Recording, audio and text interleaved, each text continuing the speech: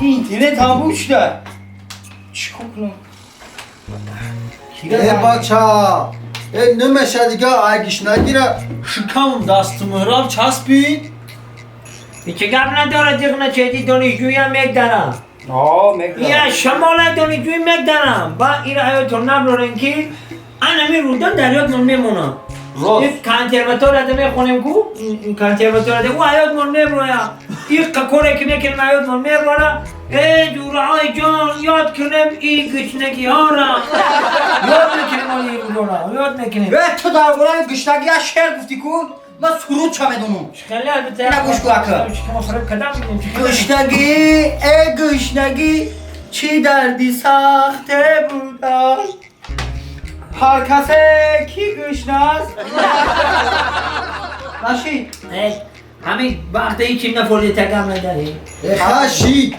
گوش کنه او باید سوال جواب میکنیم خواهد روز مانا با سوال جواب بگذارونیم اگه در همین گشنگی تر سوال جواب میفوره نمیشه آخی خیلی توجه باقی بود شکم با سوال جواب میدون دروب کنیم به من گوش کنه یعنی من سوال میدم مثلا شما جواب ده میشه من لما جونتر مرگدی در خوب میبره گشنه را نه راد بده همین بگو سوال تا چی سوال هست؟ انا که من گوش یک سوال عادی میتونم تون همیشه شما جواب ده کو میتونه یا کنه با همین کو گشنگی را فره میکنیم باز من اینترنت هم بینم کو اینترنت هم بوش ده میدونم ایجا من گوشه خواهد همین خب که کنسرواتور که میخونیم ای هم صدای بهترین گوشنوازی همین کو دیلم بودگی کدام است باید ای همه صدای بهترین این آواز ادیتوره